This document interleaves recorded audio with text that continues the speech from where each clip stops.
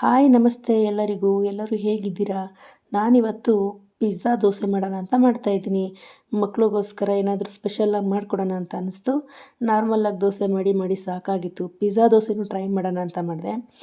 Pizza dosa ಅಂತೂ ಸಖತ್ತಾಗಿ ಬಂದಿತ್ತು. ಪಿಜ್ಜಾ ತಿಂದಷ್ಟೇ ಖುಷಿಯಾಯಿತು. ಬನ್ನಿ ಹಾಗಿದ್ರೆ ಹೇಗೆ ಮಾಡೋದು ಅಂತ ನೋಡ್ಕೊಂಬರೋಣ. ನಾರ್ಮಲಾಗಿ ಫಸ್ಟು ದೋಸೆ ಥರ ಹಾಕ್ಕೊಂಡಿದ್ದೀನಿ.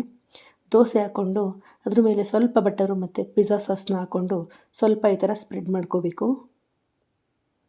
ನೀಟಾಗಿ ಸ್ಪ್ರೆಡ್ ಆದಮೇಲೆ ಅದಕ್ಕೆ ಸ್ವಲ್ಪ ಕ್ಯಾಪ್ಸಿಕಮ್ಮು ಸಣ್ಣದಾಗಿ ಹಚ್ಚಿರಬೇಕು. ಹಾಗೆ ಸಣ್ಣದಾಗಿ ಹಚ್ಕೊಂಡಿರುವಂಥ ಈರುಳ್ಳಿ ಮತ್ತು ಸಣ್ಣದಾಗಿ ಹಚ್ಕೊಂಡಿರುವಂಥ ಟೊಮೆಟೊ ಇಷ್ಟನ್ನು ಹಾಕ್ಕೊಂಡು ಇದ್ರ ಮೇಲೆ ಸ್ವಲ್ಪ ಬಟರ್ನ ಹಾಕಿ ಚೆನ್ನಾಗಿ ಈ ಥರ ಸ್ಪ್ರೆಡ್ ಮಾಡ್ಕೋಬೇಕು. ಇದ್ರ ಜೊತೆಗೆ ಬೇಬಿ ಕಾರ್ನು ಮತ್ತು ಪನ್ನೀರನ್ನ ಕೂಡ ಹಾಕ್ಕೋಬೋದು ಎಕ್ಸ್ಟ್ರಾ.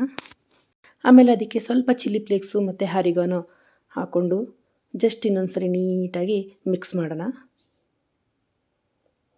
ಇದೆಲ್ಲ ದೋಸೆ ಸುತ್ತಲೂ ಸ್ಪ್ರೆಡ್ ಮಾಡ್ಕೋಬೇಕು. ಟೇಸ್ಟ್ ಅಂತೂ ತುಂಬಾ ಚೆನ್ನಾಗಿತ್ತು. ದೋಸೆ ಪಿಜ್ಜಾನ ಇದು ಅಂತ ಅನ್ನಿಸ್ಬೇಕು, ಅಷ್ಟು ಚೆನ್ನಾಗಿತ್ತು.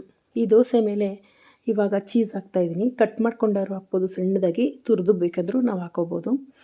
ಈ ಥರ ಸ್ವಲ್ಪ ಒಂದು ಲೇಯರ್ಗೆ ಹಾಕ್ಬಿಟ್ಟು ನಾನು ಲಿಡ್ನ ಕ್ಲೋಸ್ ಮಾಡ್ತಾಯಿದ್ದೀನಿ. 1 ನಿಮಿಷಗಳ ಕಾಲ ಲೋ ಫ್ಲೇಮಲ್ಲಿ ಇಟ್ಕೊಂಡು ಬೇಯಿಸ್ಕೊಂಡಿದ್ದೀನಿ.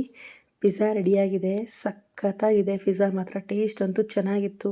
ಒನ್ ಮೋರ್ ಅನ್ನೋಷ್ಟು ಟೇಸ್ಟ್ ಇತ್ತು. ಮತ್ತೆ ಮಾಡ್ಕೊಂಡು ತಿನ್ನಬೇಕು ಅನಿಸುತ್ತೆ. ದೋಸೆ ಮಾಡಿದಾಗೆಲ್ಲ ಈ ಥರ ಮಾಡಬೇಕು ಅಂತ ಅನ್ನಿಸ್ತಾ ಇತ್ತು ನನಗೆ. ನೀವು ಕೂಡ ಮಾಡ್ಕೊಂಡು ತಿನ್ನಿ, ಅಷ್ಟು ಚೆನ್ನಾಗಿ ಬಂತು. ಮಕ್ಳಿಗೂ ಮಾಡಿಕೊಡಿ, ತುಂಬ ಇಷ್ಟಪಡ್ತಾರೆ ಇದನ್ನು. ದೋಸೆ ಪಿಜ್ಜಾ ತಿನ್ನಬೇಕು ಅಂದಾಗ ಈ ಥರ ಮಾಡಿಕೊಟ್ಬಿಟ್ರೆ ಮಕ್ಕಳಂತೂ ತುಂಬಾ ಖುಷಿಯಾಗ್ಬಿಡ್ತಾರೆ ಈ ಪಿಜ್ಜಾ ಮಾಡಿಕೊಟ್ಟಿದ್ದಕ್ಕೆ. ಮತ್ತು ದೋಸೆ ಮಾಡಿದಾಗೆಲ್ಲನೂ ಕೇಳ್ತಾ ಇರ್ತಾರೆ, ಪಿಜ್ಜಾ ಮಾಡಿಕೊಡಮ್ಮ ಅಂತ.